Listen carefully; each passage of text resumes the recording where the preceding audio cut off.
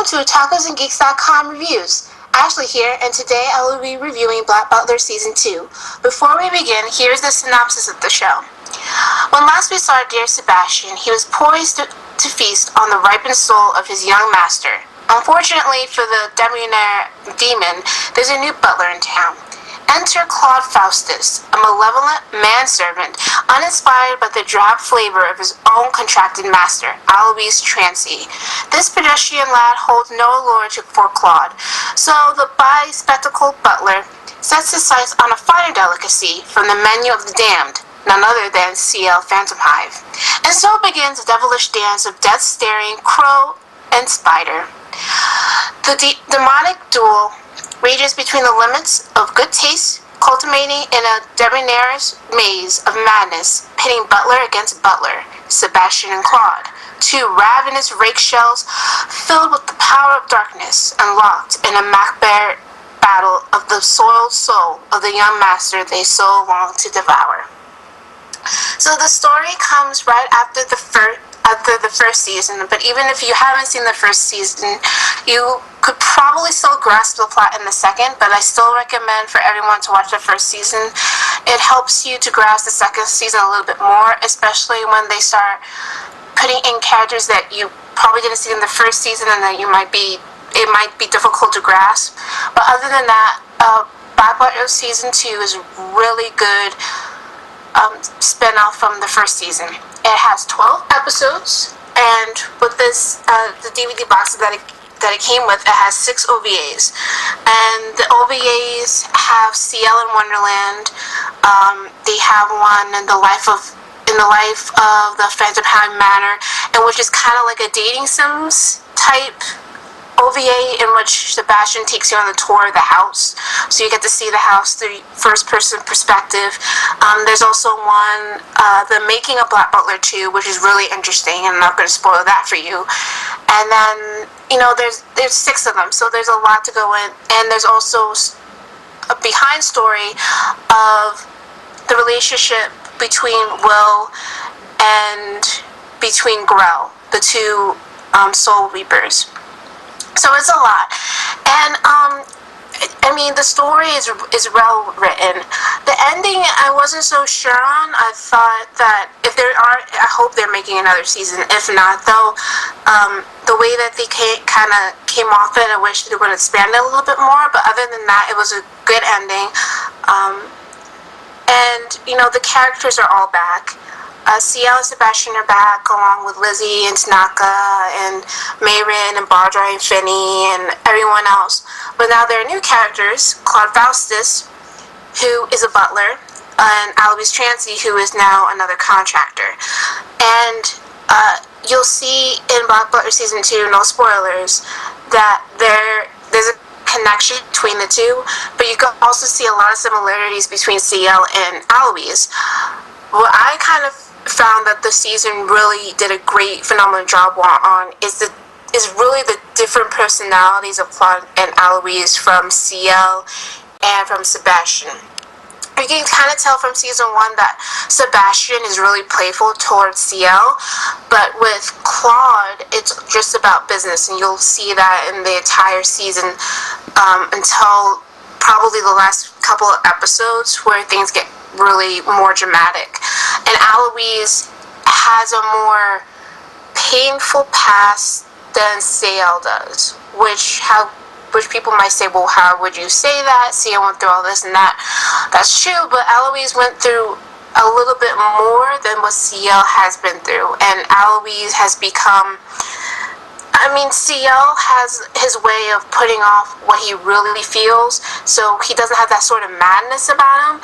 Alois does. So you'll see that in the second season, which I think is really cool, because both butlers and both contractors foil each other. So I think that's really cool. And then with the difference between the households of Alois and CL is that Alois's other butlers, like CL's, they're more hands-on, in which they, don't mess things up. They don't get that comedic vibe off of them. They do what they have to do.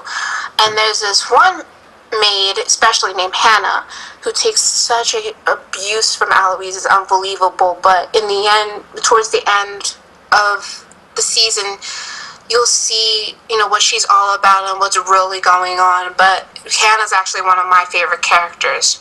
I might cosplay as her. You may never know, but she's one of my favorite characters in this season that is new.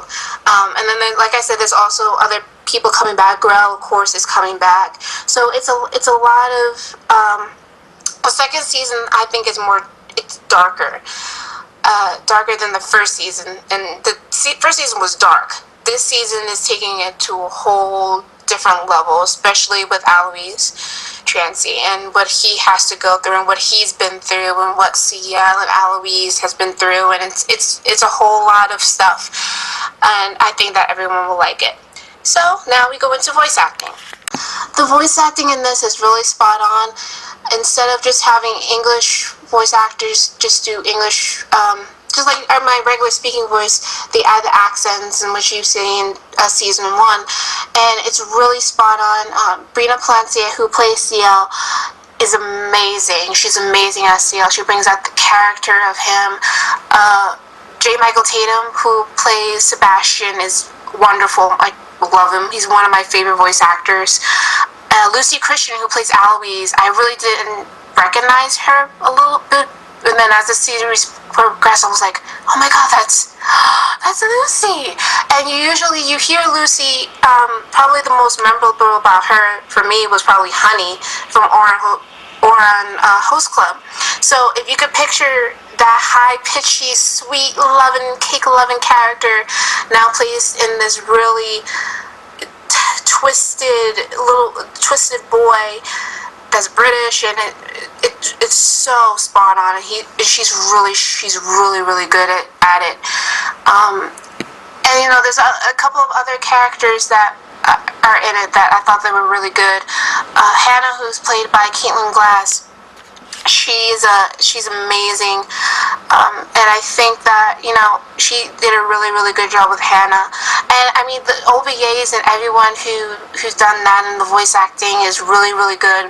Especially, there's one OVA, it's the making of Black Butler 2, which I really liked how the director, who also plays Bardroy, Ian Sinclair, I like the way that he made the voice actors do certain things, and you'll see that during that episode and during his commentary when you click on that. But other than that, the voice acting was just spot on. I loved every character. I thought that they brought a nice amount of character to each one that you come across with.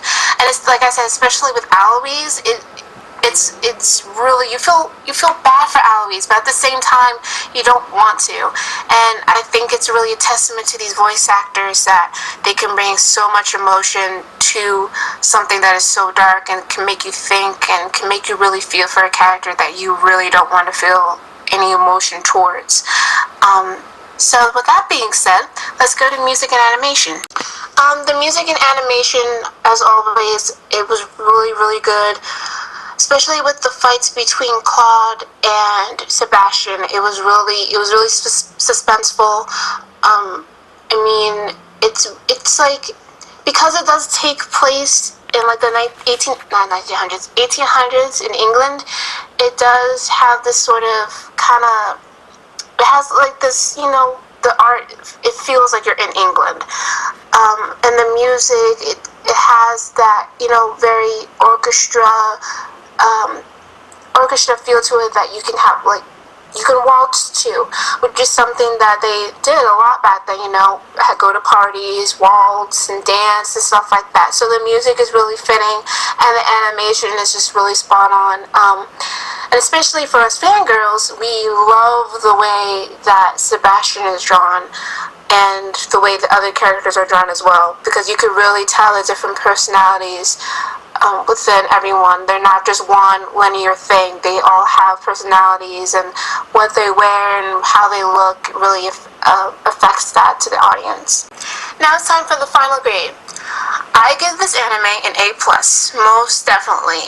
You have to see the first season, but like I said, you don't have to you can kind of get a grasp on what's going on in season 2. But to get more involved with the story, more involved with the characters, I suggest you go out and pick season 1. This is a product by Funimation, so I would suggest to go either on rightstuff.com or to Amazon to get this. If you get the box set, you get with the Blu-ray disc. You also get the 6 OVAs with it, which I think you should get. And you also get like this little this box inside of the box set that you could put, if you have the first season with the Blu-ray and DVD disc, the combo pack, you could put it inside of this, and it has a picture on one side of Claude and on the other side of Sebastian in like different attire and in different poses, which I think is really neat, and it's really good for people who love to collect box sets and stuff like that for the art and just for the artwork. So this is Ashley, Anime Angel here, saying anime rules.